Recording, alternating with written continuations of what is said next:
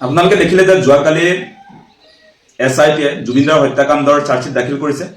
আৰু চাৰ্জশ্বিট দাখিল কৰাৰ পাছতে মুখ্যমন্ত্ৰীয়ে চৰকাৰৰ কাম শেষ হৈছে বুলি কৈছে, SITৰ কাম শেষ হৈছে বুলি কৈছে। তাৰ পাছত এতিয়া জুবিনদাক ন্যায় দিয়াটো ন্যায়ালয়ৰ কথা, সেই কথা তেওঁ যে কৈছে। আৰু অলপ দিনৰ আগত আপোনালোকে যদি চাই তেতিয়া মুখ্যমন্ত্ৰীয়ে কৈছিলে যে এই শ্যামকানু মহন্তৰ সিদ্ধাৰ্থ শৰ্মাক গ্ৰেপ্তাৰ কৰি জুবিনদাক ন্যায় দিলো বুলি ক'লে, বিজেপিয়ে ন্যায় দিলো বুলিও কৈছিলে। গতিকে তেওঁ সঁচা সঁচিকে জুবিনদাক হত্যাৰ মুখলৈ ঠেলি দিয়া হত্যাকাৰীসকলৰ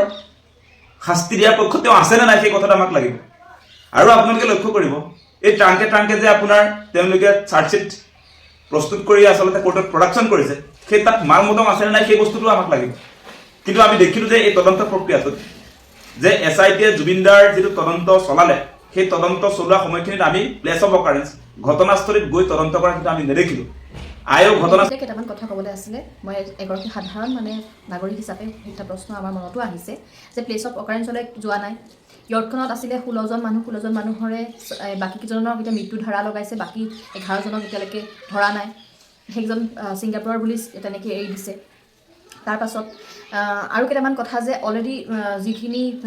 সদনত মুখ্যমন্ত্ৰী ডাঙৰীয়াই কৈছিলে সেইখিনিকে চাৰ্জশ্বিটত আহিছে, বহুত বেলেগ একো নতুন কিবা কিবি নাই। আৰু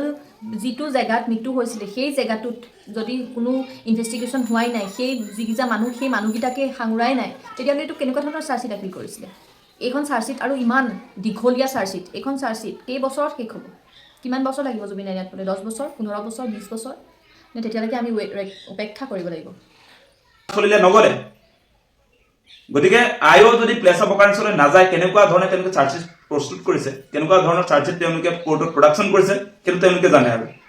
তেওঁলোকে কিবা কল্পনাৰ ভিত্তিতে কিবা চাৰ্জশ্বিট দাখিল কৰিলে নেকি? আৰু কল্পনাৰ ভিত্তিত যদি চাৰ্জশ্বিট দাখিল কৰিছে তেনেহ'লে কোৰ্টততো সেইটো উফৰি যাব। গতিকে মুখ্যমন্ত্ৰীয়ে এনেকৈ আচলতে সেই যে 12,000 পৃষ্ঠা নে কিমান পৃষ্ঠাৰ চাৰ্জশ্বিট দাখিল কৰিছো বুলি কৈ চৰকাৰৰ দায়িত্ব শেষ হৈছে বুলি ক'লে নহ'ব। বৰ্তমান সময়ত আপোনালোকে যদি চাই ৰাজ্যখনত পেণ্ডিং হৈ থকা আচলতে কেছৰ সংখ্যা সেইটো দেখিলে আপোনালোকে আচৰিত হ'ব। এই অভিনীল হত্যাকাণ্ডৰ কথাটো আপোনালোকে নিশ্চয় মনত ৰাখিছে, জোনমণি ৰাভাৰ হত্যাকাণ্ডটোৰ কথা আপোনালোকে নিশ্চয় মনত ৰাখিছে। আজিৰ দিনটোলৈকে অভিনীলক আমি ন্যায় দিব পাৰিলো নে নাই? আজিৰ দিনটোলৈকে জোনমণি ৰাভাক আমি ন্যায় দিলো নে নাই? সেই কথা বতৰাবিলাক আপোনালোকে মনলৈ আনক। জুবিনদাৰ ক্ষেত্ৰতো আচলতে অভিনীল হত্যাকাণ্ড বা জোনমণি ৰাভাৰ এই গোচৰটোৰ নিচিনাকেই আমি জুবিনদাৰ এই হত্যাৰ ঘটনাটোৰ ক্ষেত্ৰতো তেওঁলোকৰ এই যিটো ঘটনা হৈছিলে সেইটোৱে পুনৰাবৃত্তি হ'ব নেকি? কোনো ৰিজাল্ট নোলোৱাকৈ এনেকৈ আচলতে আজি অভিনীলৰ পৰিয়ালে যেনেকৈ আচলতে কান্দি কাটি অৱস্থা নাইকিয়া হৈ থাকিবলগীয়া হয় শুনানি যেতিয়া আহে, আজি আপোনাৰ জোনমণি ৰাভাৰ মাতৃৰ যিটো অৱস্থা আপোনালোকে দেখিছে। গতিকে এনেকুৱাই অৱস্থা আচলতে জুবিনদাৰ ক্ষেত্ৰত হ'ব নেকি? সেই প্ৰশ্নবিলাক আজি আহিছে। কাৰণ কোৰ্টত উপযুক্ত তথ্য প্ৰমাণ নিদিলে কোনো কাৰণতে আচলতে হত্যাকাৰীসকলক আমি যাৱতীয় শাস্তি প্ৰদান কৰিব নোৱাৰো, ফাঁচি দিব নোৱাৰো। মাৰ্ডাৰ কৰা হৈছে বুলি 103 তাত আপোনাৰ ছেকশ্যন লগাই দিলে নহ'ব। মাৰ্ডাৰ কেনেকৈ কৰিলে তাৰ তথ্য প্ৰমাণ য'ত মাৰ্ডাৰ কৰা হৈছিলে তাত গৈ আচলতে তদন্তকাৰী বিষয়াই গোটেই নথিপত্ৰবিলাক কোৰ্টত প্ৰডাকশ্যন কৰিব লাগিব, সেই বস্তুটো লাগিব। এতিয়া আপোনালোকক মই এটা কথা কৈ আছিলো যে অভিনীল হত্যাকাণ্ড বা জোনমণি ৰাভাৰ হত্যাকাণ্ডৰ নিচিনাকৈ এই আমাৰ হিয়াৰামতো অসমৰ জাতীয় সম্পদ জুবিনদাৰ হত্যাকাণ্ডৰ ক্ষেত্ৰতো ৰিজাল্টবিহীনভাৱে আচলতে আমি এনেকৈ জুবিনদাৰ আচলতে হত্যা কৰাৰ দিনটো আহিব, তাত আমি ধূপ চাকি জ্বলাই জুবিনদাক মনত পেলোৱা সেই শ্ৰদ্ধাঞ্জলি অনুষ্ঠানেই পাতিব লাগিব নেকি? সেই প্ৰশ্নবিলাক আজি আহিছে। জুবিনদাক সঁচা সঁচিকে আমি অসমবাসী ৰাইজে ন্যায় দিব পাৰিম নে নাই? আমি যে #জাষ্টিছ4জুবিন গাৰ্গ যে লিখি আছো, আজি যে চৰকাৰক আমি প্ৰেছাৰাইজ কৰি আছো, আৰু এই মুহূৰ্তত মুখ্যমন্ত্ৰীয়ে তেওঁলোকৰ দায়িত্ব শেষ বুলি যে কৈ দিলে, 12,000 পৃষ্ঠাৰ চাৰ্জশ্বিট দাখিল কৰিছে, তাৰ কাৰণে তেওঁলোকৰ দায়িত্ব শেষ, সেই কথা কেতিয়াও নহয়। আমি সেইকাৰণে কৈছো জুবিনদাৰ হত্যাকাণ্ডটোৰ ক্ষেত্ৰত আচলতে ফাষ্ট ট্ৰেক আদালতত এই বিচাৰ প্ৰক্ৰিয়াটো হ'ব লাগে। আৰু এই মুহূৰ্তত আপোনালোকক এটা কথা ক'ব খোজো যে আপোনালোকে জানি আচৰিত হ'ব যে বৰ্তমান সময়ত আচলতে অসমত পেণ্ডিং হৈ থকা কেছ, মই উল্লেখ কৰিছিলো সেই কথাটো যে বৰ্তমান সময়ত গুৱাহাটী হাইকোৰ্টৰ অধীনত পেণ্ডিং হৈ থকা গোচৰৰ সংখ্যা হৈছে 5,13,000 আপোনাৰ লোৱাৰ কোৰ্টছত আছে, 5,13,000 গুৱাহাটী হাইকোৰ্টৰ অধীনৰ যিবিলাক নিম্ন আদালত, এতিয়া জুবিনৰ কেছটো য'ত CJM আদালত গৈছে এইটো নিম্ন আদালত, সেই আদালত বিলাকত আপোনালোকে জানিব যে 5,13,000 কেছ পেণ্ডিং হৈ আছে। গতিকে আপোনালোকে যদি চাই যে আজিৰ দিনটোত গোটেই গুৱাহাটী হাইকোৰ্টৰ অধীনৰ আপোনাৰ 5,34,244টা কেছ পেণ্ডিং হৈছে, গোটেই গুৱাহাটী হাইকোৰ্টৰ গোটেই অসমৰ কেছবিলাক যদি ধৰে, মানে হাইকোৰ্টৰ অন্তৰ্গত কেছবিলাক আৰু লগতে নিম্ন আদালত বিলাকত চলি থকা কেছবিলাক যদি আপোনালোকে গোটেইখিনি একেলগে সংযোজন কৰি দিয়ে, তেতিয়াহ'লে গোটেই গোচৰৰ সংখ্যাটো হ'ব 5,34,244টা গোচৰ বৰ্তমান সময়ত পেণ্ডিং হৈ আছে। সেই গোচৰবিলাক এতিয়ালৈকে আপোনাৰ চেপ্টাৰ খোলে খোৱা নাই গতিকে জুবিনদাৰ ক্ষেত্ৰতো এনেকুৱা হ'ব নেকি সেই কথা বতৰাবিলাক আজি আমাৰ মনলৈ আহিছে কিন্তু এটা কথা চাব যে মুখ্যমন্ত্ৰীগৰাকী জুবিনদাক ন্যায় দিয়াৰ পক্ষত নাই কাৰণ আপোনালোকে এটা কথা চাব যে এই যে SITক এই জুবিনদাৰ হত্যাকাণ্ডটো তদন্ত চলাবলৈ দিলে তেওঁলোকে কিন্তু জুবিনদা য'ত আচলতে তেওঁৰ হত্যা হ'ল সেই হত্যা যে হ'ল সেই অনুষ্ঠানটো যে আয়োজন কৰিছিলে ছিংগাপুৰত যে বিজেপি চৰকাৰ বিদেশ মন্ত্ৰণালয়ে শ্যামকানু মহন্তক লগত লৈ ছিংগাপুৰত নৰ্থ ইষ্ট ইণ্ডিয়া ফেষ্টিভেল আয়োজন কৰিছিলে আৰু আজিৰ দিনটোলৈকে আপোনালোকে এটা কথা নিশ্চয় নেদেখিলে আমিও নেদেখিলো যে সেই তদন্তকাৰী বিষয়াই ছিংগাপুৰত থকা আপোনাৰ বিদেশ মন্ত্ৰণালয়ৰ উচ্চায়ুক্তক তদন্তৰ আওতালৈ আনিলে নে নাই আপোনালোকে আৰু এটা বস্তু যে দেখিছিলে যে সেই আপোনাৰ কিস্তিকে যে ভিডিঅ' মুকলি হৈছিলে সেই মুকলি হোৱা ভিডিঅ'বিলাকত যে বগা চাৰ্ট পিন্ধা টুপি পিন্ধা সেই VIP আপোনাৰ আসাম এছ'চিয়েশ্যনৰ বিষয়ববীয়াসকলক গ্ৰেপ্তাৰ কৰা আপোনালোকে দেখিলে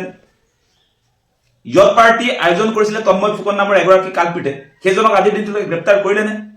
সেই ইয়ত পাৰ্টি কৰাৰ পাছতে জুবিনদাৰ মৃত্যু হৈছে সেই কথাটো আমি ভিডিঅ'ৰ যোগেদি দেখিলো গতিকে ইয়ত পাৰ্টিত অংশগ্ৰহণ কৰা সেই হত্যাকাৰীসকলক মুখ্যমন্ত্ৰীয়ে চোকা ল'ৰা বুলি এৰি দিলে গতিকে হত্যাকাৰী চোকা হৈ গ'লে আপোনাৰ জুবিনদাৰ নিচিনা এগৰাকী আমাৰ হিয়াৰ স্পন্দন তেখেতক মাৰ্ডাৰ কৰি দিব পাৰি মানে তাৰ পাছতো তেওঁক গ্ৰেপ্তাৰ কৰা নাযায় গতিকে এনেকুৱা কথা বতৰাবিলাক আজি আহিছে গতিকে আমি কৈছো যে এই যে চাৰ্জশ্বিট দাখিল কৰিলে কালি যে টাংকে যে আপোনাৰ কোৰ্টলৈ লৈ আহিলে কিছুমান নথিপত্ৰ তেওঁলোকে আনিছে বুলি সেই নথিপত্ৰবিলাকত মুখ্যমন্ত্ৰী হিমন্ত বিশ্ব শৰ্মাৰ নামটো আছে নে নাই সেই চাৰ্জশ্বিটখনত আপোনাৰ এই ছিংগাপুৰৰ আমাৰ যি বিদেশ মন্ত্ৰণালয় আছে উচ্চায়ুক্ত হাই কমিশ্যন অফ ইণ্ডিয়া আছে নে নাই সেই চাৰ্জশ্বিটখনত তন্ময় ফুকন ইয়ত পাৰ্টিৰ আয়োজক তেওঁৰ নামটো আছে নে নাই সেই চাৰ্জশ্বিটখনত ইয়ত চালককে ধৰি আপোনাৰ 15জন যি ব্যক্তি আছে তেওঁলোকৰ নাম সেই চাৰ্জশ্বিটখনত আছে নে নাই সেই কথা বতৰাবিলাক আমাক লাগিব গতিকে চাৰ্জশ্বিটখনে সেই ৰৌ বৰালীক ঢুকিয়ে নাপালে গতিকে এতিয়া মুখ্যমন্ত্ৰীয়ে চৰকাৰৰ দায়িত্ব SITৰ দায়িত্ব শেষ হ'ল বুলি ক'লেও আপোনালোকে এটা কথা মনত ৰাখিব যে এই চাৰ্জশ্বিটখনে মেইন মালিকবিলাকক ঢুকি নাপালে গতিকে আমি জুবিনদাক ন্যায় দিবলৈ হ'লে সঁচা কথাটো ক'বলৈ গ'লে এই কালপিতবিলাকক আমি আচলতে ধৰি আনি গ্ৰেপ্তাৰ কৰি আচলতে তেওঁলোকক দৃষ্টান্তমূলক শাস্তি প্ৰদান কৰিব পাৰিব লাগিব সেই কামটো চৰকাৰে কৰিব লাগিছিল নকৰিলে গতিকে সেই আপত্তিবিলাক আমাৰ আছে গতিকে আমি এই মুহূৰ্তত এটা কথাই ক'ম যে বৰ্তমান সময়ত ৰাজ্যখনত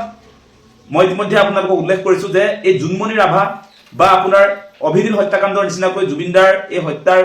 ঘটনাটোক লৈও আমি আচলতে শ্ৰদ্ধাঞ্জলি অনুষ্ঠানে পাতি থাকিব লাগিব নেকি